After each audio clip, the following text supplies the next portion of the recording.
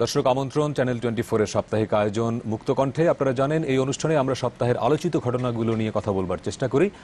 আজকে আমাদের স্টুডিওতে আছেন পরিবেশ কর্মী ফিলিপ গায়েন, রয়েছেন সাপ্তাহিক পত্রিকা সম্পাদক এবং কলামিস্ট গোলাম মুর্তজা।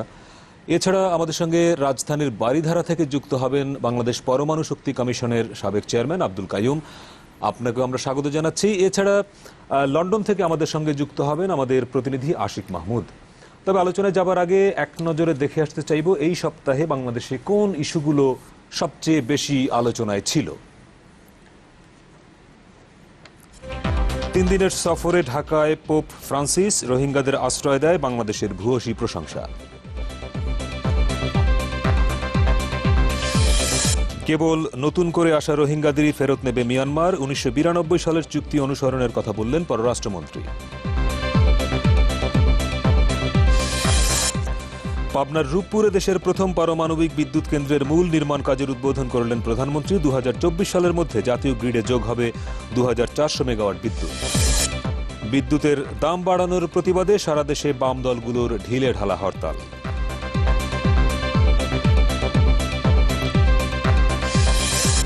পিলখানা হত্যা মামলায় 152 আসামির মধ্যে 139 জনের মৃত্যুদণ্ড বহাল, ন্যায় বিচার নিশ্চিত হয়েছে বললেন বিজিবি মহাপরিচালক। বঙ্গবন্ধুর 7 মার্চের ভাষণ ইউনেস্কোর স্বীকৃতি পাওয়ায় সারা দেশে সরকারি উদ্যোগে আনন্দ শোভাযাত্রা, ইতিহাস বিকৃতকারীদের ক্ষমতায় না আনার আহ্বান প্রধানমন্ত্রীর। বাতিল হচ্ছে তথ্য প্রযুক্তি আইনের বিতর্কিত 57 ধারা, নতুন আইন সংসদের আগামী অধিবেশনেই জানালেন তথ্যমন্ত্রী। এবং বিদায় ঢাকা উত্তরের মেয়র আনিসুল হক, লন্ডনে প্রথম জানাজা, মরদেহ ঢাকায় আসছে শনিবার। এই ছিল সপ্তাহের উল্লেখযোগ্য শিরোনাম। দর্শক, এটি আমাদের খুবই দুর্ভাগ্য যে গত সপ্তাহে অর্থাৎ গত শুক্রবারও আমরা অনুষ্ঠানটি শুরু করেছিলাম একজন বরেণ্য ব্যক্তির মৃত্যু সংবাদ দিয়ে, অর্থাৎ বারী সিদ্দিকী, আমাদের একজন প্রখ্যাত সঙ্গীত সাধক, তার মৃত্যু সংবাদটি দিয়ে আমরা অনুষ্ঠান শুরু করেছিলাম, তার প্রতি বিনম্র শ্রদ্ধা জানিয়ে। আজকেও একজন বরেণ্য মানুষ, যিনি ঢাকা শহরের মানুষকে স্বপ্ন দেখিয়েছিলেন একটি নতুন নগরী গড়ার, যিনি মানুষকে স্বপ্ন দেখাতে শুরু করেছিলেন, সেই স্বপ্নের বাস্তবায়ন শুরু করেছিলেন, আনিসুল হক। আপনারা জানেন বৃহস্পতিবার বিকেলে লন্ডনের একটি হাসপাতালে মারা গেছেন। আজকেই সন্ধ্যায়, তার বাংলাদেশ সময় সন্ধ্যায় অর্থাৎ লন্ডনের জুমার নামাজের পরে তার প্রথম জানাজা হয়েছে। তার মরদেহ বাংলাদেশ সময় রাত 12:15টায় বাংলাদেশের উদ্দেশ্যে রওনা হবার কথা এবং শনিবার সকালে তার মরদেহ ঢাকায় আসবে এবং আসরের নামাজের পরে জানাজা শেষে তাকে বনানী কবরস্থানে দাফন করা হবে। আজকে আলোচনায় সঙ্গত কারণেই আনিসুল হকের প্রসঙ্গটি থাকবে একটি বড় অংশ জুড়েই। তবে আমরা শুরু করতে চাই, বাংলাদেশে এসেছেন পোপ ফ্রান্সিস। আমরা ফিলিপ গায়েন আপনাকে দিয়ে শুরু করতে চাই। বাংলাদেশে এসেছেন পোপ ফ্রান্সিস, খ্রিস্টান ধর্মাবলম্বী মানুষের সবচেয়ে বড় নেতা তিনি। এটির প্রথমে যদি বলেন তাৎপর্য আসলে কি? পোপ ফ্রান্সিস বাংলাদেশে এসছেন এবং বাংলাদেশে এখন খ্রিস্টানদের জন্য একটা বড় উৎসবের সময়। পোপ ফ্রান্সিস বা যে কোনো পোপ ক্যাথলিকদের, খ্রিস্ট ধর্মাবলম্বীদের মধ্যে যারা ক্যাথলিক তারাই সবথেকে সংখ্যায় বেশি, এদের কাছে তিনি পুণ্যপিতা। এবং পোপ যে বাংলাদেশে এসছেন এটি এখানকার ক্যাথলিকদের জন্য এবং খ্রিস্টানদের জন্য একটি বিরল ঘটনা। কারণ হচ্ছে বাংলাদেশে ক্যাথলিক কিন্তু খুব কম এবং খ্রিস্টানরাও খুব কম। বাংলাদেশে ক্যাথলিক মাত্র 3 লাখ এবং সব মিলে খ্রিস্টান বোধহয় 5.5 লাখ বা 6 লাখও হবে না। কাজেই আপনার সংখ্যা বিচারে এইখানে একটা খুব ক্ষুদ্র আপনার জনগোষ্ঠী ক্যাথলিক এবং খ্রিস্টানরা, সেখানে পোপ এসছেন। এর আগে পোপ 70 সালে 1 ঘন্টার যাত্রা বিরতি করেছিলেন। স্বাধীন বাংলাদেশে এই প্রথম স্বাধীন বাংলাদেশে দ্বিতীয়বার এসছেন। 86 সালে পোপ এসেছিলেন 2 দিনের সফরে। পোপ জন পল প্রায় 30 বছর আগে। এবং সেই পোপ জন পল যখন এসেছিলেন তখন আমি একজন ভলান্টিয়ার ছিলাম। তাকে স্পর্শ করার, তাকে চুম্বন করার সুযোগ আমার হয়েছিল। আজকেও কি আপনি ছিলেন? আমি সারাদিনই ছিলাম। সকালবেলা উনি যেখানে আপনার খ্রিস্ট জাগ সেখানে ছিলাম এবং বিকেল বেলা আন্তঃধর্মীয় সভা, আন্তঃধর্মীয় যে সংলাপ বা সম্মেলন হয়েছে সেখানে ছিলাম।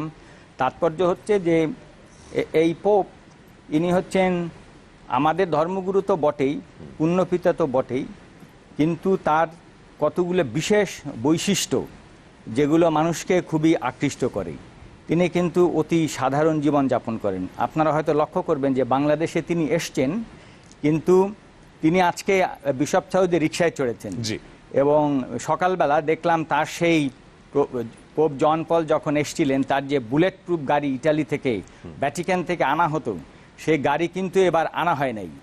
এবং উনি খুবই সাধারণ জীবনযাপন করেন এবং উনি সবসময় একটা কথা বলেন যে আমার চার্চের মানুষ দরিদ্র, আমিও দরিদ্র, এবং উনি কিন্তু খুবই সাদাসিধে জীবনযাপন করেন।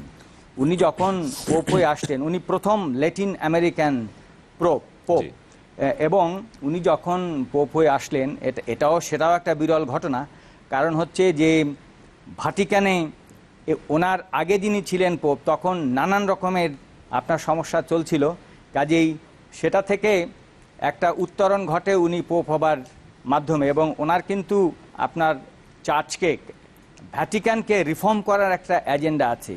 ভাটিকানের যে আপনার অ্যাডমিনিস্ট্রেশন, সেন্ট্রাল অ্যাডমিনিস্ট্রেশন কিউরিয়া, সেটাকে তিনি সংশোধন করার জন্য তার দুর্বলতা চিহ্নিত করেছেন, সেগুলো তিনি প্রকাশ করেছেন, বলেছেন। এরপরে উনি সবসময় জীবন দিয়ে দেখাচ্ছেন। উনি আপনারা জানেন যে পোপের থাকার জন্য ভ্যাটিকানে প্যালেস আছে পোপের থাকার জন্য, কিন্তু উনি যেখানে থাকেন উনি একটা অ্যাপার্টমেন্টে থাকেন এবং ওনার যে পোশাক আশাক সেটা কিন্তু খুবই সাধারণ। এবং এমনও পত্রপত্রিকায় দেখেছি ইন্টারন্যাশনাল মিডিয়াতে যে উনি আপনার রাতের যে ওনার সাপার সেটা তিনি নিজেই তৈরি করে খান। মানে এটি ওনার একটা মেসেজ যে সাধারণ জীবনযাপন করা, এটি অন্যকে উদ্বুদ্ধ করা আর কি। হ্যাঁ, সেটা হচ্ছে যে উনি বেসিক্যালি আপনার সামাজিক সুবিচারের পক্ষে জোরালো বক্তব্য রাখেন এবং উনি কিন্তু আপনার পরিবেশ নিয়ে, পরিবেশ রক্ষা নিয়ে, জলবায়ু নিয়ে সবসময় কথা বলেন। এবং ওনার একটি খুব গুরুত্বপূর্ণ দলিল লাউদাতো সি পরিবেশ নিয়ে, এটা প্রকাশ পেয়েছে এবং সেটা তার ভিতরে বিজ্ঞান এবং আপনার সোশিওলজি সবকিছু এমনভাবে সেখানে আছে যেটা অত্যন্ত আপনার শেখার মতো, বোঝার মতো। এবং এই জায়গাটা আমরা হয়তো আসতে পারবো। আমরা একটু মুর্তজা ভাইয়ের কাছে যেতে চাই। মুর্তজা ভাই, উনি যখন সফর করলেন তার আগেই উনি সফর করলেন মিয়ানমার, এবং মিয়ানমারের সঙ্গে আমাদের একটা টানাপোড়েন চলছে রোহিঙ্গা ইস্যুতে, এবং আশা করা হচ্ছে এবং অনেকদিন ধরেই বলা হচ্ছে যে পোপের এই সফর হয়তো এই রোহিঙ্গা সংকট সমাধানে কিছুটা হলে ভূমিকা রাখতে পারে। আপনার কি মনে হয় যে সেরকম কোনো লক্ষণ আপনি দেখছেন? দেখেন, পোপের এই সফরটি মূলত ধর্মীয় কারণ। এর সঙ্গে কিন্তু ধরেন মায়ানমারে যে তিনি যাবেন এটি অনেক পরে ঠিক হয়েছে। আচ্ছা, হ্যাঁ, মায়ানমারের বিষয়টি। বাংলাদেশে তিনি আসবেন যেটি দাদা বলেছেন মূলত ধর্মীয় কারণে। ক্যাথলিক সম্প্রদায়ের ধর্মীয় গুরু হিসেবে তিনি বাংলাদেশে আসবেন এবং এখানে এসে প্রার্থনায় অংশ নেবেন। আর উনার আরেকটি বড় দিক যেটি, উনি সবসময় মানবতার পক্ষে কথা বলেন। নিপীড়িত নির্যাতিত যে জনগোষ্ঠী, সেই জনগোষ্ঠীর পক্ষে এক ধরনের ভয়েস তৈরি করেন, বিশেষ করে মধ্যপ্রাচ্য, লিবিয়া, সিরিয়া বা এই অঞ্চলের ধর্মীয় সংলাপে তিনি সংখ্যালঘুদের নির্যাতনের বিরুদ্ধে এই অঞ্চলের যে শরণার্থীরা যখন ইউরোপে আশ্রয় নিল এবং সেই সময়ে যে জটিলতা তৈরি হলো, সেইখানে তিনি খুব শক্ত কথা বলেছেন। আর এর সঙ্গে এখন বাংলাদেশে আসার ক্ষেত্রে তাৎপর্যপূর্ণ হয়ে উঠেছে, বাংলাদেশের মানুষ অনেক আশাবাদী হয়ে উঠেছেন।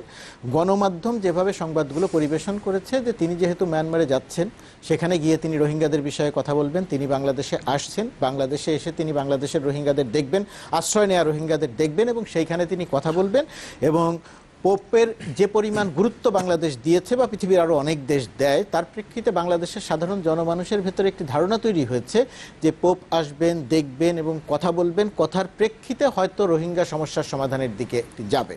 কিন্তু বাস্তবতা হচ্ছে পোপের এই সফর থেকে কি হবে? পোপের কথার এই অঞ্চলে পোপের কথার খুব বেশি গুরুত্ব বা খুব বেশি আলোড়ন তৈরি হবে না।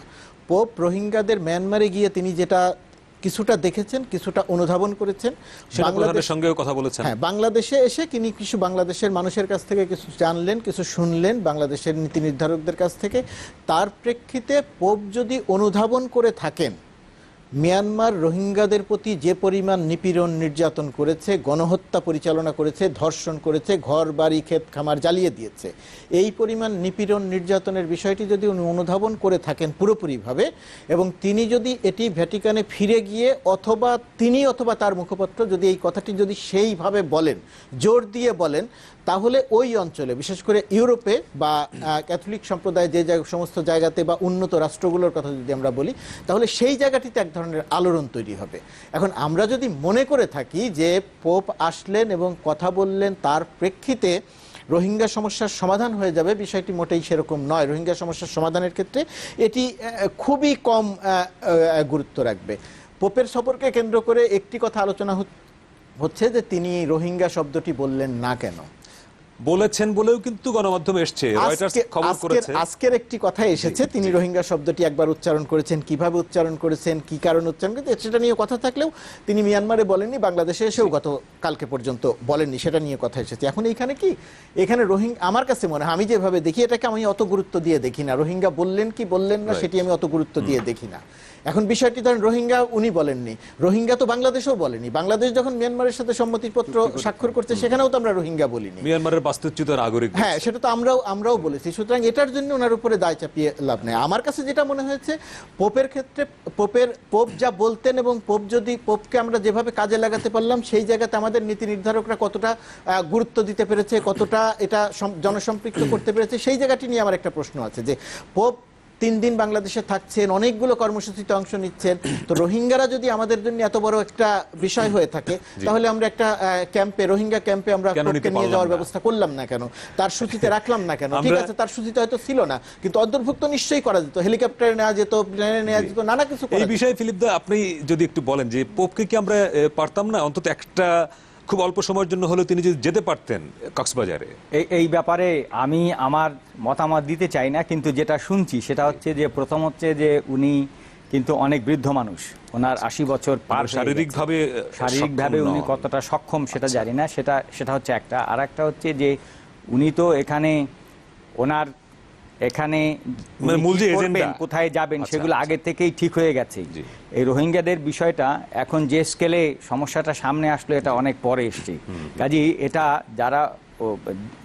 যারা এটা দেখছেন তারাই ভালো বলতে পারবেন। কিন্তু আজকে একটা গুরুত্বপূর্ণ ঘটনা যেটা ঘটেছে সেটা হচ্ছে যে 16 জন রোহিঙ্গা এসেছিলেন এবং ওখানে আর্চবিশপ সাউদে, যেখানে আপনার সবাই বিভিন্ন ধর্মের বিভিন্ন ডিনোমিনেশনের মানুষ এসেছিলেন, সেখানে তিনি রোহিঙ্গাদের একটি শিশুকে চুম্বন করেছেন, প্রত্যেক রোহিঙ্গার হাত ধরেছেন, তার 2 হাতের মধ্যে নিয়েছেন এবং তাদের কথা শুনেছেন, তাদের সংবেদনশীল। এবং সেটা শোনার পরেই তিনি একটা কথা বলেছেন যে রোহিঙ্গা শব্দটা কিভাবে আসলো।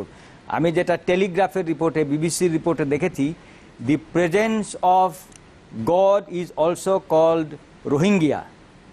এই বাক্যটা থেকেই আপনার প্রেস পিক আপ করেছে এবং বিবিসি সহ ইন্টারন্যাশনাল অনেক শক্তিশালী সংবাদপত্র এটা সঙ্গে সঙ্গে আপনার সারা পৃথিবী ব্যাপী ছড়িয়ে দিয়েছে।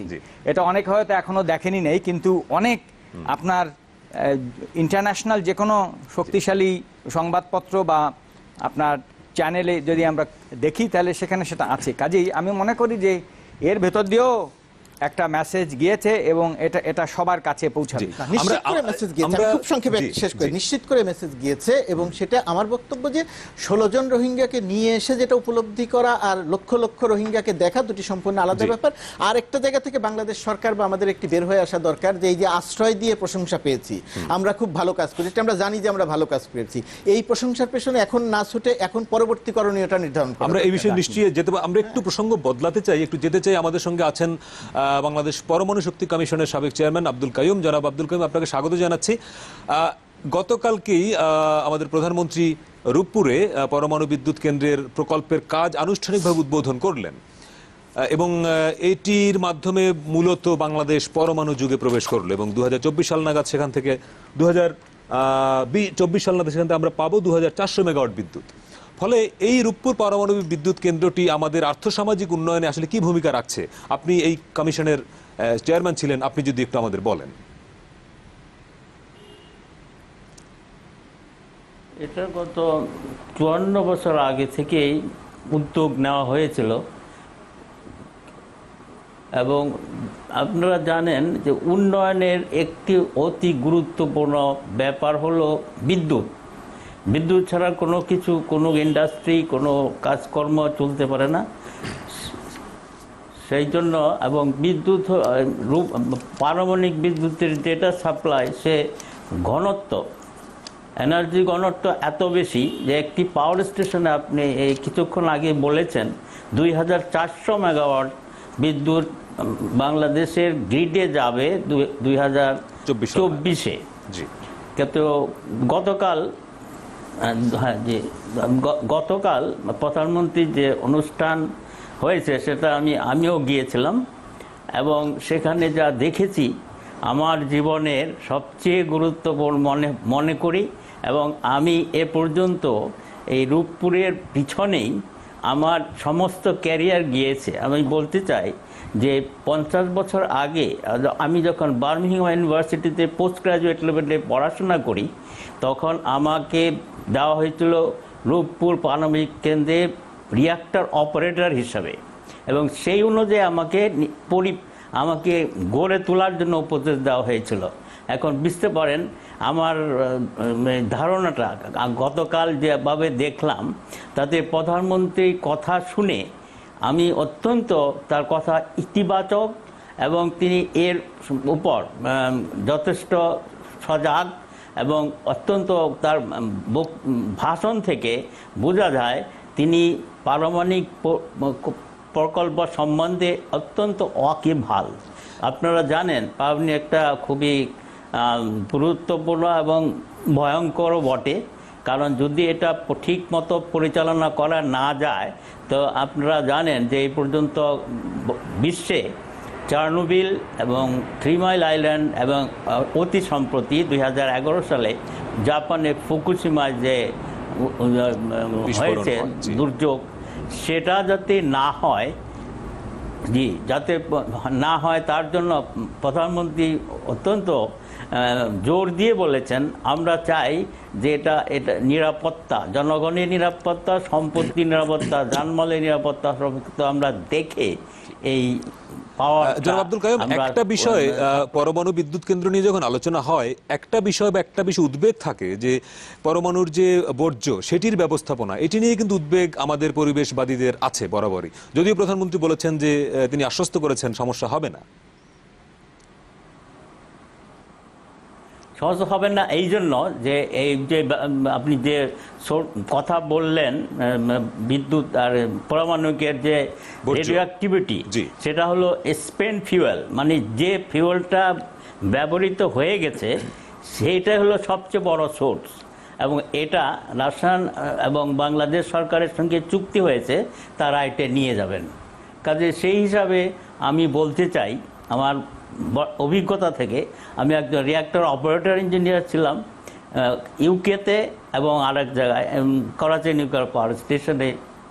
কাজে সেই বলতে চাই যে আমাদের সর্বোচ্চ পর্যায়ে তারা সজাগ এই ব্যাপারে, সেই জন্য তারা অলরেডি প্রধানমন্ত্রী বলেছেন, উল্লেখ করেছেন গত অনুষ্ঠানে তার বক্তব্যে যে তারা সোভিয়েত রাশিয়া যারা রিঅ্যাক্টরটা দিচ্ছে, ফিউয়েল দিচ্ছে, তারা শেষ হয়ে গেলে এটা তখন স্পেন্ট ফুয়েলটা ওরা নিয়ে যাবেন, এই জন্য একটা চুক্তিও স্বাক্ষরিত হয়েছে। কাজে আমাদের তো কোনো এই সম্বন্ধে কোনো দুশ্চিন্তার কোনো কারণ নেই। আপনাকে আমাদের একজন অতিথি ফিলিপ গাইন বোধহয় একটু প্রশ্ন করতে চান। না, সেটা হচ্ছে যে পারমাণবিক বিদ্যুৎ কেন্দ্র, এটার মধ্যে অনেক ঝুঁকি আছে, এবং আমাদের দেশে সবথেকে একটা বড় ব্যাপার হচ্ছে যে যেখানে বিদ্যুৎ কেন্দ্র হচ্ছে সেখানে প্রথমত আমাদের ঘন বসতিপূর্ণ দেশ, কাজে এখানে যদি কোনো দুর্ঘটনা ঘটে তাহলে তার ফলাফল খুব ভয়াবহ হতে পারে, এবং বর্জ্য ব্যবস্থাপনাও খুব জটিল। এক্ষেত্রে একটা গুরুত্বপূর্ণ বিষয় হচ্ছে ওই এলাকায় যারা বসবাস করেন বা আমরা যারা আছি, এই প্রকল্প নিয়ে আমি যতদূর জানি তেমন কোনো আপনার পরামর্শ বা কনসালটেশন, আপনার বিশেষ করে যে মানুষগুলো এলাকাবাসী যারা ক্ষতিগ্রস্ত হতে পারে তাদের নিয়ে, তাদের সাথে খুব একটা পরামর্শ বা তাদের আপনার পরিষ্কার কনসেন্ট বা তাদেরকে কতটুকু জানানো হয়েছে সেই ব্যাপারে আমরা একটু পরিষ্কার হতে চাই। জনাব আব্দুল কাইয়ুম, আপনি কি এই বিষয়ে কিছু বলবেন? জানানোর জন্য আপনার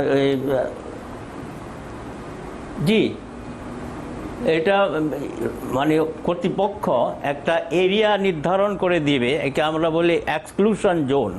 ওখানে কোনো রকম জনবসতি থাকতে পারবে না, সেটা আগে ছিল, কিন্তু আমি গতকাল যে গিয়েছিলাম তাদের দেখতে পেলাম চারিদিকে অনেক নতুন নতুন দোকানপাট এ সমস্ত বসে গেছে। তো সেই হিসাবে আমি বলতে চাই যে কর্তৃপক্ষ এটা নজরে নিয়ে তারা ব্যবস্থা করবেন, কারণ এটা যখন অধিগ্রহণ করা হয় জমিটা, এখানকে যারা উচ্ছেদকৃত জনসাধারণকে একটা নূতন ভিলেজ তৈরি করে, রূপপুর ভিলেজ তৈরি করে তাদেরকে বসবাস করার জন্য দেওয়া হয়ে গেছে। আর এই যে এখন যারা আসছে এরা বাইরে থেকে এসে বসে গেছে, কাজে এটা কর্তৃপক্ষ অবশ্যই দেখবেন এবং তাদের ব্যবস্থা নেবেন। কাজে সেই হিসাবে আর বর্জ্য সম্বন্ধে তো আমি অলরেডি আগেই বলেছি, বর্জ্যের যে উৎস, সেই উৎসই তো আমাদের দেশে থাকছে না।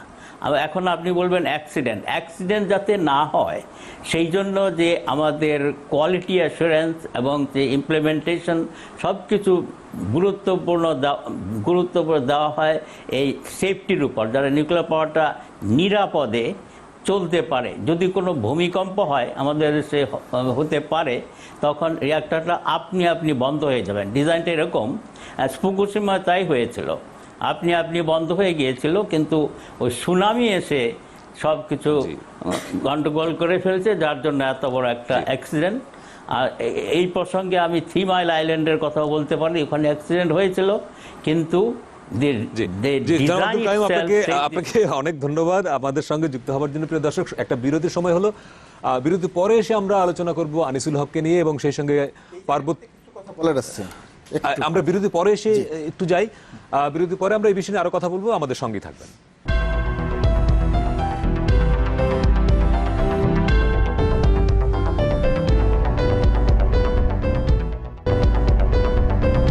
দর্শক, বিরতির পরে আবারও স্বাগত মুক্ত কণ্ঠে। আপনারা জানেন এই অনুষ্ঠানে আমরা সপ্তাহের আলোচিত বিষয় নিয়ে কথা বলি। আজকে আমাদের স্টুডিওতে আছেন পরিবেশ কর্মী ফিলিপ গাইন এবং আছেন সাংবাদিক গোলাম মর্তুজা। আমরা একটু যেতে চাই লন্ডনে আমাদের প্রতিনিধি আশিক মাহমুদের কাছে। আশিক, আজকে আপনাদের ওখানে জুমার নামাজের পরে ঢাকা উত্তর সিটির মেয়র আনিসুল হকের জানাজা হয়েছে। এখন তিনি সম্ভবত এয়ারপোর্টে, বাংলাদেশ সময় রাত 12:15টায় তার প্লেন ছাড়ার কথা। সার্বিক অবস্থা যদি একটু বলেন, অনেকদিন ধরেই তিনি হাসপাতালে ছিলেন, আপনারাও ছোটাছুটি করেছেন, সব মিলিয়ে একটু যদি বলেন কি অবস্থা?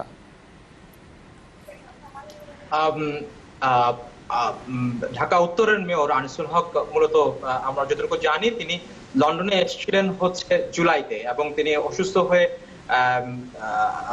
হসপিটালে ভর্তি হন হচ্ছে আগস্টে। কিন্তু এই সময়কালে তিনি একেবারেই ব্যক্তিগত একটি সফরে এসেছিলেন, এবং এই সময়কালে তিনি কোনো ধরনের সংগঠন বা কোনো ধরনের সভা সমাবেশের মধ্যে অংশগ্রহণ করেননি। তিনি অসুস্থ হওয়ার পরে যখন আমরা খবরটি পাই, তখন আমরা নানানভাবে যোগাযোগ করার চেষ্টা করি, কিন্তু তার পরিবারের পক্ষ থেকে খুব সম্ভবত তাদের জায়গা থেকে চেয়েছেন গণমাধ্যম কর্মী বা অন্যান্য সাধারণ মানুষরা এই অবস্থা থেকে একটু দূরে থাকতেন, এবং তারা দূরেই থেকেছেন। এবং এখনো পর্যন্ত আসলে যেটি মূলত বলতে চাই সেটি হচ্ছে আজকে যখন আনিসুল হক সাহেবের জানাজা হলো লন্ডনের রিজেন্ট পার্কে, এই সেন্ট্রাল মস্কটি হচ্ছে আসলে মূলত বাঙালি অধ্যুষিত এলাকা না, এটি সেন্ট্রাল লন্ডনের একটা এলাকা, সেখানে বাঙালিরা থাকেন না। তারপরও বাঙালিদের আগ্রহ, তার প্রতি ভালোবাসা, আনিসুল হক সাহেব তিনি বাংলাদেশে জনপ্রিয়, এবং তিনি সামগ্রিকভাবে যে লন্ডনের প্রবাসী বাংলাদেশের কাছেও জনপ্রিয়, তার প্রকাশ ঘটেছে আজকের যে জানাজা, সেই জানাজায় লন্ডনের প্রবাসীদের অংশগ্রহণ দেখে। কারণ এত দূরে গিয়ে লন্ডনের বিভিন্ন জায়গা থেকে প্রবাসীরা মূলত ইস্ট লন্ডন থেকে, পূর্ব লন্ডন থেকে সেন্ট্রাল লন্ডনে গিয়ে আজকে লন্ডনের সবচেয়ে ব্যস্ততম দিনগুলোর একটি শুক্রবার, আপনি জানেন ফ্রাইডে, এই দিনেও অসংখ্য মানুষ জানাজা অংশগ্রহণ করেছেন, একবার তাকে দেখতে চেয়েছেন, যদিও নানান কারণে, নানান জটিলতার সময়, যেহেতু উনি 6টা 15 লন্ডন সময় 6টা 15 তার মরদেহ নিয়ে যাওয়া হচ্ছে বাংলাদেশ বিমানের একটি ফ্লাইটে, সেই কারণে হচ্ছে তড়িঘড়ি করে একরকম বলতে গেলে তার মরদেহ সেখান থেকে হিথ্রোর দিকে রওনা দেয়, ফলে তার মরদেহ দেখতে পায়নি, কিন্তু মানুষ তার জানাজায় অংশগ্রহণ করেছেন। এবং সাধারণ মানুষের যে স্বতঃস্ফূর্ত অংশগ্রহণ, আমরা যেটাকে বলি যে মানুষের খবর দেওয়া, অমুক মানুষ মারা গিয়েছেন, যারা অংশগ্রহণ করতে বলা, সেরকমটি আসলে বলাও হয়নি। তারপরও মানুষ নিজেদের উদ্যোগেই এসেছে, বিভিন্ন জায়গা থেকে এসে অংশগ্রহণ করেছেন। জি আশিক, আপনি আমাদের সঙ্গে থাকুন, আমরা হয়তো আরেকবার আপনার কাছে যুক্ত হতে পারি। আমরা একটু স্টুডিওতে মর্তুজা ভাইয়ের কাছে যেতে চাই। একটা বিষয় যে আনিসুল হক একটা পরিবর্তনের সূচনা করেছিলেন এবং বলা হয় যে এমন সাহসী বা এমন পরিবর্তনকামী মেয়র ঢাকার মানুষ কখনো দেখেনি তার আগে। না, এবং এই কথাটা সত্যি। এই কথার আগে আমি একটু পারমাণবিক ইস্যুতে একটু কথা বলে আসতে চাই, বলে আচ্ছা, যেতে চাই। please. সেটা যে এই আসবো আমি আনিসুলকে দিয়ে খুব সংক্ষেপে বলবো। রূপপুর পারমাণবিক বিদ্যুৎ প্রকল্পর যে বিশেষজ্ঞের জায়গা থেকে যে কথাটি বলা হলো, বিদ্যুৎ বাংলাদেশের প্রয়োজন, এটা নিয়ে কোনো বিতর্ক নেই, বিদ্যুৎ সারা পৃথিবীর প্রয়োজন। কিন্তু আমার দেখতে হবে যে কত টাকা খরচ করে আমরা কি পরিমাণ বিদ্যুৎ উৎপাদন করছি। লক্ষাধিক কোটি টাকা আমরা একটি দেশের কাছ থেকে এখন পর্যন্ত ঋণ নেয়ার চুক্তি করেছি। এটা বর্জ্য সংরক্ষণ সহ এই চুক্তির পরিমাণ, ঋণের পরিমাণটি প্রায় 1,30,40,000 কোটি টাকায় চলে যাবে এই প্রকল্প পরিচালনাকালীন। তো এখন এবং এটি কিন্তু ঋণ এবং 1.5 থেকে 3% সুদে ঋণ, এই পুরো টাকা বাংলাদেশের মানুষকে পরিশোধ করতে হবে। এখান থেকে আমরা যে পরিমাণ বিদ্যুৎ পাবো, বিদ্যুতের যে মূল্য নির্ধারণ, এটি নিয়ে এক ধরনের লুকোছাপা চলছে। বিদ্যুতের মূল্যের কথা বলা হচ্ছে না, যে মূল্য পড়বে কথা বলা হচ্ছে, বাস্তবে তার চেয়ে মূল্য অনেক বেশি পড়বে। তো এখন এই যেখানে দেখার ব্যাপার যেটা, যে এই পরিমাণ টাকা খরচ করে আমাদের হাতে আর কি কি বিকল্প ছিল, এটি আমরা বিবেচনা করিনি। আরেকটি খুব গুরুত্বপূর্ণ বিষয়, এই রূপপুরের ক্ষেত্রে আমাদের কোনো লোকবল নেই। এত গুরুত্বপূর্ণ, এত উচ্চ মূল্যের এবং এত রিস্কি একটি বিদ্যুৎ কেন্দ্র পরিচালনার জন্য শতভাগ বিদেশিদের উপরে নির্ভর করতে হবে, রাশিয়া এবং ভারতের উপরে। এই বিষয়গুলো বিবেচনা করা দরকার ছিল বাংলাদেশের ক্ষেত্রে। দুর্ঘটনা বন্যা আলোচনায় আমি যাচ্ছি না। আমি আনিসুল হকের জায়গাতে ফিরে আসি। আনিসুল হকের কথা যেটা বলছিলেন, দেখেন দীর্ঘদিন পরে ঢাকার মানুষ একজন মেয়রকে পেয়েছিলেন, যেই মেয়রটি স্মার্টলি কথা বলেন, আচার আচরণ, কথা বলায় তিনি জনমানুষের এক ধরনের প্রতিনিধিত্ব করছিলেন। তারপরে তিনি আরেকটি জিনিস প্রমাণ করতে পেরেছিলেন, যেহেতু এই ধরনের কাজের সঙ্গে যারা সম্পৃক্ত থাকেন তার সঙ্গে অসততা বা দুর্নীতির একটি সম্পর্ক থাকে। তিনি দায়িত্ব নেওয়ার আগে থেকেই এই জিনিসটি সাধারণ জনমানুষকে বা ঢাকাবাসীর কাছে বোঝাতে পেরেছিলেন যে তিনি দুর্নীতির সঙ্গে কোনোভাবে সম্পৃক্ত নন। এবং তার যে উল্লেখযোগ্য কাজ ছিল, তিনি রাজনীতিবিদ নন, তিনি রাজনীতিবিদ নন, ব্যবসায়ী সংগঠনের নেতা। সেখান থেকে তিনি মেয়র হয়েছেন, এসে রাজনীতিবিদের জায়গাতে পড়েছেন। এই জায়গাটিতে ওনার যে সমস্যাগুলো ছিল, সমস্যার একটা বড় সমস্যা ছিল নির্বাচনের আগে উনি অনেকগুলো বিষয় বুঝতে পারেননি, করে ফেলতে চেয়েছেন কাজ। তিনি মনে করেছিলেন মেয়র হিসেবে তিনি করে ফেলতে পারবেন, কিন্তু মেয়র হিসেবে যে তার ক্ষমতা অত্যন্ত সীমিত, তার আগ্রহ, তার করার লক্ষ্য বা তার ইচ্ছে অনেক বড়, কিন্তু তার ক্ষমতা অনেক সীমিত। সেই সীমিত ক্ষমতা দিয়ে তিনি হিমশিম খাচ্ছিলেন, অনেকগুলো কাজ করতে পারেননি। যেই কারণে অত্যন্ত তীব্র আজকে তিনি যখন আমাদের মাঝ থেকে চলে গেছেন, তখন যত মানুষ হাহাকার করছে, তার প্রতি শ্রদ্ধা জ্ঞাপন করছেন, তার প্রতি সমবেদনা জানাচ্ছেন, কিন্তু পুরোটা চিত্র কিন্তু তিনি যে মেয়র হিসেবে দায়িত্ব পালন করেছেন সেই সময়ের চিত্রটি এরকম ছিল না। তাকে তীব্র সমালোচনার মুখে পড়তে হয়েছে, কখনো কখনো একটি কথার জন্য তাকে এমন কটাক্ষের মুখে পড়তে হয়েছে যে ব্যবসায়ী নেতা বা একজন সফল ব্যবসায়ী, একজন উচ্চবিত্ত আনিসুল হক ওই কথাগুলোকে ধারণ করতে পারেননি। এগুলো তাকে প্রচণ্ডভাবে আঘাত করেছে। আর তার বাইরেও তিনি যে ভালো মানুষ ছিলেন, তিনি যে কাজ করতে চেয়েছিলেন, তার অনেকগুলো প্রমাণ রেখেছেন দৃশ্যমানভাবে।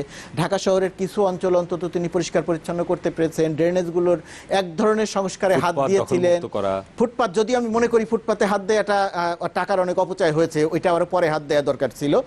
তিনি যেটা করেছেন, এই ট্রাক স্ট্যান্ড সরানোর মতো অসীম সাহসী কাজ করতে পেরেছেন।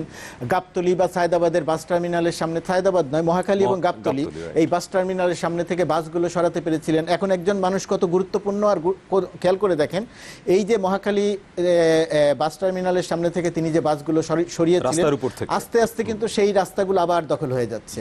ট্রাক স্ট্যান্ড তিনি সরিয়েছিলেন অসীম সাহসিকতার পরিচয় দিয়ে। প্রতিদিন আসি এবং আমরা কিন্তু দেখছি যে এই ট্রাক স্ট্যান্ডগুলো কিন্তু আস্তে আস্তে আবার দখল হয়ে যাচ্ছে, দখল হয়ে যাওয়ার উপলক্ষে। তার মানে একজন মানুষ কত গুরুত্বপূর্ণ। সুতরাং আনিসুল হক সবকিছু মিলিয়ে অত্যন্ত গুরুত্বপূর্ণ একজন মানুষ ছিলেন।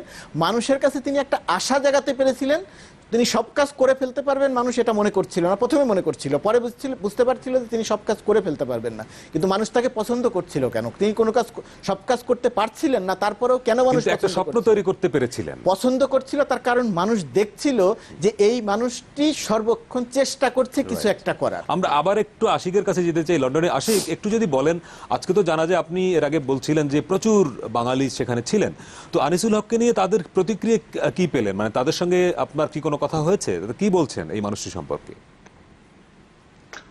ব্যক্তিগতভাবে কিছু মানুষের সাথে তো আনিসুল হক সাহেবের পরিচয় ছিল। এখানে তিনি যেহেতু ব্যবসায়ী নেতা ছিলেন, ব্যবসায়ী ছিলেন, আপনারা জানেন যে প্রবাসী বাঙালিদের একটি বড় অংশই ব্যবসা বাণিজ্যের সাথে সম্পৃক্ত। ব্যক্তিগতভাবে বেশ কিছু মানুষের সাথে তার পরিচয় ছিল, তার পরিবারের সাথে পরিচয় ছিল, ফলে তারা আসলে শোকাহত। সাধারণ মানুষের সাথেও আনিসুল হক সাহেবের এক ধরনের সম্পর্ক ছিল। এবং যার কারণে এখানকার সাধারণ মানুষও তার মৃত্যু, সেই মৃত্যুতে শোক প্রকাশ করেছে। মৃত্যু এবং এই পুরো বিষয়টিকে একটি মানে সাধারণত আমরা এই লেভেলে একজন মানুষ মারা গেলে আমরা এই ধরনের প্রতিক্রিয়া দেখি না। আমরা দেখেছি যে আনিসুল হক সাহেবের মৃত্যুর পরে তার জানাজায় মানুষের অংশগ্রহণ, তার মৃত্যু সংবাদ সংগ্রহ, তার মৃত্যুর খবর জানার জন্য বা তার জানাজা কখন হবে, কোথায় হবে তার জন্য নানান ভাবে এখানকার যে কমিউনিটি, সেই কমিউনিটির সাধারণ মানুষরা যোগাযোগ করেছেন, আমাদের সাথে যোগাযোগ করেছেন, তার পরিবারের সাথে যোগাযোগ করেছেন, একজন একজনকে জানিয়েছেন। মানে বিষয়টি ছিল একরকম প্রচারণা ছাড়া স্বতঃস্ফূর্ত, বলা যায় স্বতঃস্ফূর্ত ভাবে মানুষের এক ধরনের অংশগ্রহণ, এবং স্বতঃস্ফূর্ত অংশগ্রহণের পাশাপাশি এটি বলতেই হয় এই অংশগ্রহণ স্বতঃস্ফূর্ত ছিল। এই কারণ হচ্ছে এখানকার মানুষরা তাকে ভালোবাসতেন এবং একজন সজ্জন ভালো মানুষ হিসাবে তার এক ধরনের ভাবমূর্তি যে তৈরি ছিল পুরো দেশে এবং সাধারণ মানুষের সামনে। মানুষের এখানকার যারা তাকে চিনেন না এমন মানুষ অনেক দূর থেকে তার জানাজা অংশগ্রহণের মধ্য দিয়ে সেটাই প্রকাশ পায় যে মানুষের সামনে তার এক ধরনের একটা উজ্জ্বল ভাবমূর্তি ছিল। আশিক, আপনাকে অনেক ধন্যবাদ আমাদের সঙ্গে লন্ডন থেকে যুক্ত হওয়ার জন্য। আমি একটু ফেসবুকে কয়েকটা প্রতিক্রিয়া মতামত দেখতে চাই আনিসুল হককে নিয়ে। সিনিয়র সাংবাদিক মঞ্জুরুল হাসান বুলবুল, তার একটি স্ট্যাটাস আমি পড়তে পাই, অনেক প্ল্যান, অনেক সাহসী ভাবনা, কিছুই শেষ হলো না আনিস ভাই। ঢাকা বিশ্ববিদ্যালয়ের শিক্ষক কাবেরী গায়েন, তিনি একটু অন্যভাবে লিখেছেন যে আনিসুল হককে মরেই প্রমাণ করতে হলো তার বিষয়ে যেসব কথা ঘুরছিল সেগুলো ছিল গুজব। আমরা জানি যে তাকে অনেকগুলো গুজব ছিল।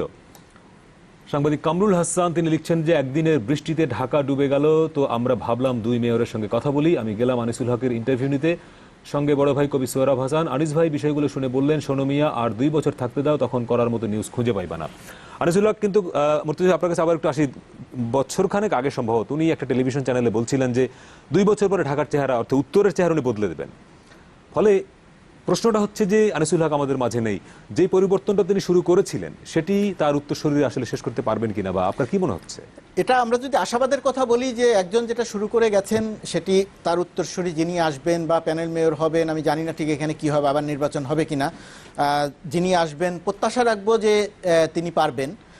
কিন্তু বাস্তবতা বা আমাদের সামনে যে সমস্ত নজির আছে তাতে খুব একটা আশাবাদী করে না যে এই কাজগুলো পারবেন।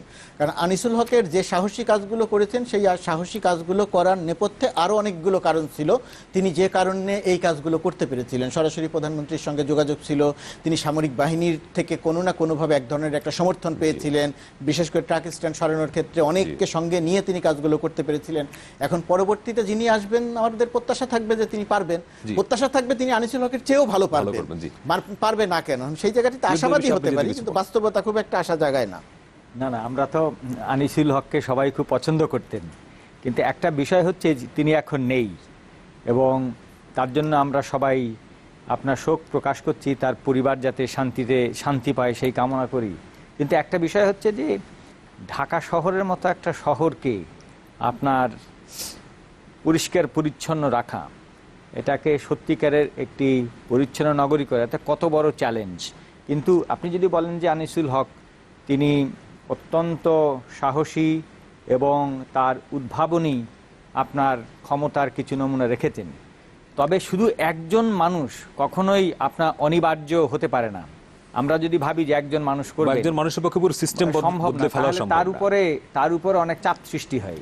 আপনার আমাদের এখানকার যে রাজনৈতিক পরিবেশ, ভাই বললেন উনি বিভিন্ন সময় বলেছেন যে সিটি কর্পোরেশন মাফিয়াদের আখড়া। উনি তো রাজনীতিবিদ ছিলেন না, কিন্তু উনি যখন আসলেন, উনি যখন রাজনীতিকদের ভিতরে পড়লেন, তখন আমি যেটা বুঝি, আমি ওনার সম্পর্কে এত বেশি জানি না, আমি রাজনীতি সম্পর্কেও এত বেশি বুঝি না, কিন্তু এতটুকু বুঝি যে ওনার উপরে নানান রকমের চাপ, উনি মানসিক চাপের মধ্যে ছিলেন এবং উনি যখন লন্ডনে ছিলেন যা করতে চেয়েছিলেন তা অনেকটাই পারেন নাই। এবং এটা তো মনে করেন যে এতই একটা অসম্ভব কাজ। এটা যদি করতে হয়, আপনি যদি ঢাকাকে যদি সত্যিকারের একটি নগরী করতে চান, ঢাকার চারদিকে সমস্ত নদী দূষিত হয়ে গেছে, ঢাকা শহরের সমস্ত হিউম্যান এক্সক্রিটা নদীতে পড়ে, এটা অকল্পনীয় ব্যাপার যে প্রত্যেক দিন এখানে 2 কোটি মানুষ অস্ট্রেলিয়ার মতো মহাদেশে 2 কোটি মানুষ, আর আমাদের দেশে শুধু ঢাকায় ঢাকা 2 কোটি। শহরে। আরেকটা কথা যেটা বলা দরকার, সরি, সেটা যে আপনি যেটা বললেন পারবেন কি পারবেন না পরবর্তীতে আসলে পারবেন না এই কারণে আনিসুল হকও পুরোটা পারতেন না। তার কারণ হচ্ছে মেয়রের ক্ষমতা এত কম, ঢাকা শহরে এত সমস্যা, সেই সব সমস্যার সমাধান চাই আমরা মেয়রের কাছ থেকে, কিন্তু মেয়রের কিন্তু ক্ষমতা সবকিছু করার এখতিয়ার তার নাই। সবকিছু নয়, শুধু মেয়রের ক্ষমতা অনেক কম। যদি এই ঢাকা শহরের মেয়রের ক্ষমতা বাড়ানো না হয়, ওই মেট্রোপলিটন গভর্নমেন্টে আপনি নাম না দেন, ওই রকমের একটি ফরম্যাটে যদি না যান, তাহলে এই ঢাকা শহরকে কেউ ঠিক করতে পারবে না। ঢাকা শহর আর দিন দিন আর জঞ্জালে একটা সংকট হয় যে সমন্বয়, সরকারি বিভিন্ন সংস্থার সঙ্গে যে সমন্বয়টাও থাকে না। সমন্বয়, শিক্ষা, মনে করেন আমরা যারা নাগরিক, আমরা যারা এই শহরে বসবাস করি, আমাদের রান্নাঘরে যে বর্জ্যটা প্রত্যেকদিন তৈরি হচ্ছে, রাস্তায় ফেলে দিয়ে আসছি, আমরা সেটাকে কি করি? কাজেই মনে করেন এখানে আপনাদেরও একটা দায়িত্ব আছে। মনে করেন যে কতটুকু শিক্ষা আমরা দিচ্ছি মানুষকে, এই শহরের সিভিক মানুষকে, সেন্সটা কতটা মানে তৈরি হচ্ছে। কাজেই এটা আসলে একজন মানুষ চিন্তা করে তিনি অনিবার্য হয়ে উঠবেন এবং তার ফলে একটি শহর পরিচ্ছন্ন শহর হবে, সেটা একেবারেই অসম্ভব। এটাকে ঢাকা শহরকে যদি সত্যিকার অর্থে বাসের উপযোগী করতে হয়, তাহলে এক আনিসুল হক নয়, এক প্রধানমন্ত্রী নয়, এখানে আপনার শিক্ষা প্রতিষ্ঠান, যত রকমের আপনার স্থাপনা, অন্যান্য প্রতিষ্ঠান, সাধারণ মানুষের যে একটা বড় সাধারণ ভূমিকা তো মানুষের, থাকেই। আপনার সব ধরনের আপনার শিক্ষা। তারপরে দেখেন আমাদের যে বাজেট, সেই বাজেটে আমাদের অ্যালোকেশন, আপনি যদি পৃথিবীর অনেক দেশ আছে আমাদের দেশের মতোই, কিন্তু শহরটা পরিষ্কার তাদের, কারণ হচ্ছে সেখানে আপনার পরিষ্কার হচ্ছে। কিন্তু আমরা শহর পরিষ্কার রাখার জন্য কাদের উপর নির্ভর করি? একটা বড় অংশই কিন্তু সেই ভারতের বিভিন্ন জায়গা থেকে আসা অবাঙালি আপনার পরিচ্ছন্নতা কর্মী, যাদেরকে আমরা বলি ধাঙ্গড়। অনেক সময় এখানে 21টা কলোনিতে তারা থাকে, আমরা তাদের উপর নির্ভর করি। আমি মনে করি যে আমাদের এই শহরকে বাসোপযোগী করার জন্য যে সত্যিকারের পরিকল্পনা এবং আপনার বাস্তবসম্মত কৌশল, সেগুলোর অভাব আছে। এগুলো তৈরি করতে হবে। শুধুমাত্র মনে করেন যে একজন মানুষের উপর নির্ভর করে কিছু হবে না। না, এটা হয় কি যে আপনি মেয়র নির্ভর যদি হয়, যে মেয়রকে যদি ক্ষমতা যদি আপনি না দেন এবং আপনি যদি পরিকল্পনা ঠিক না করেন, তাহলে আপনি বিচ্ছিন্নভাবে পরিচ্ছন্নতা কর্মী বা মানুষের সিভিক সেন্স, মানুষ ময়লা ফেললো কি ফেললো না, রাস্তা কিভাবে পার হলো, এইগুলো দেখলে হবে না। আপনাকে সিস্টেম তৈরি করে দিতে হবে। সেই সিস্টেম তৈরি করে যদি দিতে পারেন আপনি, তাহলে আপনি জঞ্জাল তৈরি করবেন। ধরেন আমি একটু উদাহরণ দিই। ধরেন আগারগাঁও অঞ্চলের যে পাসপোর্ট অফিস সহ এলজি সহ যে অফিসগুলো, ওই জায়গাগুলো দীর্ঘদিন ধরে অনেক খালি জায়গা ছিল, অনেকগুলো জায়গা ছিল। আমরা তো পুরো ঢাকা শহরে জঞ্জালে পরিণত করেছি। ওই অঞ্চলটি খালি ছিল। এখন দেখেন যে সমস্ত অফিসিয়াল সরকারি অফিসই, যাদের প্রভাব বেশি, যাদের ক্ষমতা বেশি, তারা তাদের মতো করে প্রভাব খাটিয়ে জায়গা নিয়ে নিচ্ছে। জায়গা নিয়ে যার যার মতো করে আলাদা বড় বড় একটা বিল্ডিং তৈরি করছে। ওইটা কিন্তু কোনো পরিকল্পনার মধ্যে দিয়ে হচ্ছে না। একটা সচিবালয় সরানোর কথা বলি, এমুকটা সরানোর কথা বলি, তমুকটা সরানোর কথা বলি, কোনোটাই তো আমি পরিকল্পনাভাবে করছি না। আমি 300 ফিট রাস্তা করেছি, পূর্বাচল নতুন শহর করব। 300 ফিট রাস্তাতে এখনই যানজট তৈরি হয়। আমি তো কোনোটাই পরিকল্পনা করে করছি না। সুতরাং আপনি যদি পরিকল্পনা ঠিক না করেন, তাহলে আপনি ওই সাধারণভাবে রাস্তা ফুটপাত ভাঙবেন, রোড ডিভাইডার ভাঙবেন, পরিচ্ছন্নতা কর্মীদের উপর আদেশ জারি করবেন, আমরা নানা রকমের কথা বলবো, কোনো কিছুই হবে না। আপনি 3তলা ফ্লাইওভার বানাবেন, 3তলা ফ্লাইওভারই জ্যাম হবে এবং মেয়রকে আমরা দায়ী করব। সুতরাং পরিকল্পনা ঠিক যদি না করেন, তাহলে অর্থ ব্যয় হবে। বাজেটের কথা যদি বলা হয়, ঢাকা শহরের যে পরিমাণ বাজেট আছে বা চট্টগ্রাম শহরের যে পরিমাণ বাজেট আছে, এ যদি চুরি ঠেকানো যায়, তাহলে এই বাজেট দিয়ে অনেক কাজ করা যায়। আমরা একটু সংবাদপত্রে চোখ বুলাতে চাই। প্রথম আলোতে যদি দেখি, এখনকার প্রধান শিরোনাম পোপের মুখে রোহিঙ্গা শব্দ, যেটি নিয়ে আমরা কথা বলেছি একটু আগেই। আনিসুল হকের জন্য কাঁদলেন সাঈদ খোকন, এটি তারা করেছে আজকে সংবাদ সম্মেলনে। সাঈদ খোকন খুবই আবেগ আপ্লুত হয়ে পড়েছিলেন। বিডি নিউজে যদি দেখি, রোহিঙ্গা মাঝে বিরাজে ঈশ্বর, ফিলিপ দা বলছিলেন যে আসলে পোপ কোন শব্দটি আসলে বলেছিলেন। শান্তি চুক্তির বাকি শর্তগুলো বাস্তবায়িত হবে প্রধানমন্ত্রী, আমরা এটি নিয়ে কথা বলবো আজকে একটু পরেই। চ্যানেল আই অনলাইনের প্রধান শিরোনাম এখন শেষবারের মতো দেশের পথে আনিসুল হক। আনিসুল হককে শেষবারের মতো গ্রহণে প্রস্তুত ঢাকা। অনেকগুলো আনিসুল হককে নিয়ে তাদের অনেকগুলো শিরোনাম দেখছি। আনিসুল হক কেন অনন্য, কেন অসাধারণ, অনেকগুলোই তাদের প্রতিবেদন দেখছি। এনটিভি অনলাইনে এই মুহূর্তে প্রধান শিরোনাম দেখছি পবিত্র ঈদে মিলাদুন্নবী শনিবার। আর একটা খুব মজার খবর যেটি দেখছি যে বিশ্বসেরার লড়াইয়ে কে কার প্রতিপক্ষ, অর্থাৎ বিশ্বকাপ ফুটবল আগামী বছর যেটি হতে যাচ্ছে রাশিয়ায়, আজকেই বাংলাদেশ সময় কিছুক্ষণ আগে 9টার দিকে বোধহয় ড্র হয়ে গেল যে কে কোন গ্রুপে খেলবে, সেটি গ্রুপগুলো নির্ধারিত হয়ে গেছে। জি, এখানেও একটি তারা শিরোনাম করেছে প্রধানমন্ত্রী আজকের গণভবনে তিনি যে ভিডিও কনফারেন্সে বক্তৃতা দিয়েছেন, শান্তি চুক্তির বেশিরভাগই বাস্তবায়িত হয়েছে, এরকম একটি খবর। বাংলা ট্রিবিউনের প্রধান খবর এই মুহূর্তে দেখছি যে পোপকে গুলির ক্ষতচিহ্ন দেখালেন রোহিঙ্গা জাফর, অর্থাৎ রোহিঙ্গারা আজকে পোপের সঙ্গে কথা বলেছেন, তারা তাদের দুঃখ কষ্টের কথা বলেছেন, পোপ শুনেছেন। ঢাকায় রোহিঙ্গা শব্দের উচ্চারণ করলেন পোপ, এটি রয়টার্সের বরাত দিয়ে বলছে বাংলা ট্রিবিউন। বিশ্বকাপে ব্রাজিল সহজ আর কঠিন গ্রুপে আর্জেন্টিনা। বাংলাদেশে ফুটবল যারা দর্শক তাদের জন্য খুবই ইন্টারেস্টিং খবর এটি। আর একটি খবর আমি দেখছি ইন্ডিপেন্ডেন্ট টেলিভিশনে যে এখনই প্রস্তুত ফাঁস পুরোপুরি বন্ধ সম্ভব নয়, এটি বলছেন শিক্ষামন্ত্রী। মর্তুজা ভাই, আপনার কাছে আসতেছে শান্তি চুক্তির প্রসঙ্গটি নিয়ে অনেকগুলোই শিরোনাম আমরা পাচ্ছি। প্রধানমন্ত্রী আজকেই ভিডিও কনফারেন্স করেছেন পার্বত্য 3টি জেলার মানুষের সঙ্গে গণভবনে। সেখানে তিনি বলেছেন যে শান্তি চুক্তি বাস্তবায়নে সরকার আন্তরিক এবং আওয়ামী লীগের হাত ধরেই কিন্তু চুক্তিটি হয় 2 দশক আগে। তারপরেও পাহাড়িদের মধ্যে একটা অসন্তোষ কিন্তু আছে। কয়েকদিন আগেও সন্তুল আরমা তিনি বলেছেন যে সরকার শান্তি চুক্তি বাস্তবায়নে আন্তরিক নয়। ফলে এই যে একটি সাংঘর্ষিক অবস্থা কিন্তু আছে। প্রধানমন্ত্রী বলছেন যে অধিকাংশ বাস্তবায়িত হয়েছে, কিন্তু আবার ওনাদের তরফে পাহাড়িদের তরফে কিন্তু বলা হচ্ছে যে না, সরকার এই চুক্তি বাস্তবায়নে আন্তরিক নয়। দেখেন, চুক্তিটি করে 1997 সালের 2 ডিসেম্বর সেই সময়ের প্রধানমন্ত্রীও শেখ হাসিনা চুক্তিটি করে অসীম সাহসিকতার পরিচয় দিয়েছিলেন, অসাধারণ বিচক্ষণতার পরিচয় দিয়েছিলেন। 20-25 বছরের উপরে একটি অঞ্চলে যুদ্ধ চলেছিল, সেই যুদ্ধের অবসান ঘটিয়েছিলেন তিনি। অনেক প্রতিপক্ষ, অনেকের না চাওয়া সত্ত্বেও তিনি চুক্তি করেছিলেন। এটি প্রথমত এই কারণে তিনি ধন্যবাদ পেতে পারেন। কিন্তু এখন প্রশ্ন হচ্ছে যে চুক্তি হয়ে গেছে 1997 সালে, সেই চুক্তির আজকে কত বছর? 20 বছর। 20 বছর। সেই 20 বছরে চুক্তির বাস্তবায়ন হলো না। এখন যারা আপনার সঙ্গে চুক্তি করলো তারা বলছেন বাস্তবায়ন হলো না, আর আমি বলছি যে বাস্তবায়ন প্রায় হয়ে গেছে, প্রায় হয়ে গেছে। তাহলে সমস্যাটা কোথায়? যে যুবকটি 1997 সালে যার জন্ম হয়েছিল, পাহাড়ি যে যুবকটি, সে 20 বছর, যে শিশুটির জন্ম হয়েছিল সে আজ 20 বছরের যুবক।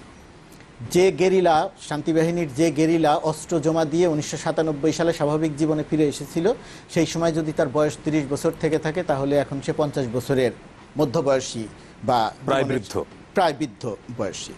এই 20 বছর পরে এসে আমরা বলছি চুক্তির বাস্তবায়ন হয়ে গেছে, ভরসা রাখুন বাস্তবায়ন হয়ে যাবে। তাহলে বিষয়টি কোথায়? বাস্তবায়ন হয়নি আর হয়েছে কোন জায়গাতে? মূল সমস্যাটা কি? পার্বত্য চট্টগ্রামের মূল সমস্যা হচ্ছে ভূমি সমস্যা। ভূমি সমস্যাটা কি? পার্বত্য চট্টগ্রামের একটা নিজস্ব ভূমি ব্যবস্থাপনা ছিল, তাদের ভূমির কাগজপত্র ছিল না। তারা যে এলাকায় যে বসবাস করত, যে পাহাড়ে যে বসবাস করত, সেই পাহাড়টি তারা তাদের মনে করত। এই যে বাংলাদেশের শাসক গোষ্ঠী, সামরিক শাসকরা যেটা শুরু করলেন, সমতল ভূমি থেকে বাঙালিদের সেখানে নিয়ে গিয়ে যে পুনর্বাসন করার যে প্রকল্প নেওয়া হলো, সেই প্রকল্পের আওতায় যেটা হলো, ওই পাহাড়িদের জায়গা জমিগুলো সব দখল হয়ে গেল। তারপরে যখন শান্তি বাহিনীর সঙ্গে সামরিক বাহিনীর যখন যুদ্ধ চলছিল, তখন লক্ষাধিক শরণার্থী পাহাড়ি জনগোষ্ঠী ভারতে গিয়ে আশ্রয় নিল। চুক্তিতে ছিল ভূমি সমস্যার সমাধান হবে। মানে কি ভূমি সমস্যার সমাধান হবে? যারা ভূমি হারিয়েছে, যাদের ভূমি দখল হয়ে গেছে, তাদের ভূমি ফেরত দেওয়া হবে। এই ভূমি সমস্যার সমাধান হয়নি। এই 20 বছরের মধ্যে এই জায়গাটিতে কোনো কাজ হয়নি। তা আপনি যদি যার আগে ধান ক্ষেত ছিল তার ধান ক্ষেত নেই, যার ঘর ছিল তার এখন ঘর নেই, যার ভিটে বাড়ি ছিল তার এখন ভিটে বাড়ি নেই, তো সেটা যদি দখল হয়ে গিয়ে থাকে, আর আমরা যদি সংখ্যা দিয়ে বলি যে 48টা বাস্তবায়ন হয়েছে, তাহলে কি সেটা বাস্তবতার সঙ্গে খুব একটা কিছু মিলল? এটি একটি ব্যাপার। শরণার্থী যারা ছিল, তাদের যারা ফিরে এসেছে, 55,000 কতজন ফিরে এসেছিল, তার অর্ধেকেরও বেশি সংখ্যক এখনও রয়ে গেছে, পুনর্বাসন করা হয়নি তাদের। যে গেরিলারা 2000-এর মতো শান্তিবাহিনীর গেরিলা যারা অস্ত্র জমা দিয়ে ফিরে এসেছিল, কথা ছিল তাদেরকে সহজ শর্তে ঋণ সহ নানাবিধ কার্যক্রমের মাধ্যমে তাদেরকে পুনর্বাসন করা হবে। অর্থাৎ তারা তো দীর্ঘ বছর জঙ্গলে থেকেছে, দীর্ঘ বছর জঙ্গলে থেকে যুদ্ধ করেছে, স্বাভাবিক জীবনযাপন থেকে তারা অনেক দূরে ছিল। যে ছেলেটি হয়তো ইন্টারমিডিয়েট পাশ করেছে বা ডিগ্রি পরীক্ষার্থী ছিল, সে সেই সময়ে জঙ্গলে চলে গিয়েছিল, যুদ্ধ করতে চলে গিয়েছিল, শান্তিবাহিনীতে নাম লিখিয়েছিল, চুক্তি করে ফিরে এসেছে, বাংলাদেশের সংবিধান মেনে চুক্তি করেছে। এখন তাকে তো পুনর্বাসন করা দরকার ছিল, তাকে তো আপনি পুনর্বাসন করেন। এই যে পুনর্বাসন আপনি করলেন না, এই না করার ক্ষেত্রে কি হলো? আর এটি একটি ব্যাপার। আরেকটি ব্যাপার যেটি ঘটলো, নীরবে নিঃশব্দে এই যে সমতল ভূমি থেকে বাঙালিদের সেখানে নিয়ে যাওয়াটা বন্ধ হলো না, এটা পর্যায়ক্রমে চলতে থাকলো। আরো সরকারের নানাবিধ সংস্থা পর্যায়ক্রমে সেখানে নানা রকমের ভবন তৈরি করা, অবকাঠামো তৈরি না, করা, সরকার বলছে সেখানে উন্নয়নের জন্য এটি করা সেটি হচ্ছে। করা হচ্ছে। এখন সেটি যদি আপনি যাদের জন্য উন্নয়ন, তাদেরকে যদি আপনি বিবেচনায় না নেন, তাদের সঙ্গে যদি আপনি কথা না বলেন, তাহলে এই উন্নয়ন তো কোনো কাজে লাগবে না। তো এই জায়গাগুলো দেখা দরকার ছিল, এই জায়গাগুলো দেখা হয়নি। আরেকটি গুরুত্বপূর্ণ ব্যাপার, 6টি সেনাবাহিনীর 6টি ক্যান্টনমেন্ট রেখে ক্যাম্পগুলো পর্যায়ক্রমে সরিয়ে আনার কথা ছিল। সেই জায়গাটিতেও যে 31টি সরানো হয়েছিল, 600-র উপরে ক্যাম্প ছিল, সেই জায়গাটিতেও কোনো কাজ হয়নি। এখন এই বিষয়ে আঞ্চলিক পরিষদকে, জেলা পরিষদগুলোকে আইন বা বিধিবিধান সংশোধন করে বা প্রণয়ন করে তাদেরকে সক্রিয় করা হয়নি, তাদেরকে কার্যকর করা হয়নি। এই যে আমি যে বিষয়গুলো বললাম শান্তি চুক্তির, এগুলো ছিল মূল বিষয়। এই মূল বিষয়গুলোর জায়গাতে কোনো কাজ হয়নি। এখন আপনি যদি সেখানে 72টির মধ্যে 48টা করলাম, বাকিগুলোও করব, এটা করলে এটা আমি বলতে পারি, কিন্তু সাধারণ যে পাহাড়ি, সেই পাহাড়িদের কাছে তো এটা গ্রহণযোগ্য কথা হবে। ফিলিপ গায়েন, আপনার কাছে কি মনে হয়, আপনি বহুদিন ধরেই এই ইস্যুগুলো নিয়ে কাজ করেন, বিশেষ করে পরিবেশ তো একটা বড় ইস্যু আপনার থাকেই, কিন্তু পাহাড়েও প্রচুর কাজ আপনার। মর্তুজা সঙ্গে আপনি একমত যে আসলে কিছু হয়নি, আসলে 20 বছর কিছু হয়নি আমি বলি না, আমি বলছি বড় বড় জায়গাতে বড় কাজগুলো হয়নি, আসলে কিছু তো হয়েছে। আপনি যদি মনে করেন যে ভূমি কমিশন করে দিয়েছেন, ভূমি কমিশন যদি আপনার ভূমি নিয়ে যত বিরোধ আছে সেটার যদি নিষ্পত্তি করতে না পারে, তাহলে মনে করেন যে ওই যে 48টা বা 22টা বা 20টা যাই বলি, 20টা ধরলাম, 19টা বাস্তবায়ন হয়েছে, কিন্তু ভূমি নিয়ে আপনি কিছু করলেন না। আপনার 5-6 হাজার বা তারও বেশি অ্যাপ্লিকেশন জমা পড়েছে ভূমি বিরোধ নিষ্পত্তির জন্য। কাজেই আপনার সেই নিষ্পত্তি আপনি করলেন না এবং ভূমি কমিশনকে আপনি বসতেই দিলেন না। কাজেই অন্য 19টা আপনি বাস্তবায়ন করলেন, ওর যে আপনার উপকারভোগী বা বেনিফিশিয়ারি, সেটা পাহাড়িরা কতটুকু হচ্ছে। আমি পার্বত্য চট্টগ্রামে মাঝে মাঝেই যাতায়াত করি এবং এই বান্দরবান একটা জেলা যেখানে আপনার 7টা উপজেলা, সেই 7টা উপজেলার মধ্যেই 4টে উপজেলায় রাবার চাষ আছে, ব্যাপক রাবার চাষ। এবং আমরা গিয়ে যতবার যাই দেখি রাবার চাষ ধাবিত হচ্ছে। তামাক চাষ একসময় ব্যাপক ছিল, এখন একটু কমেছে।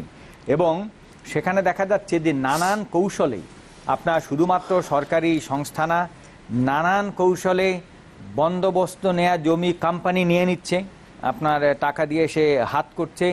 এবং যত রকমের আপনার অনিয়ম আছে সেখানে, আপনার তামাক কোম্পানি, সেখানে আপনার পিএসপি, তারপরে আরও অনেক কোম্পানি আছে, বড় বড় কোম্পানি যারা রাবার চাষ করছেন।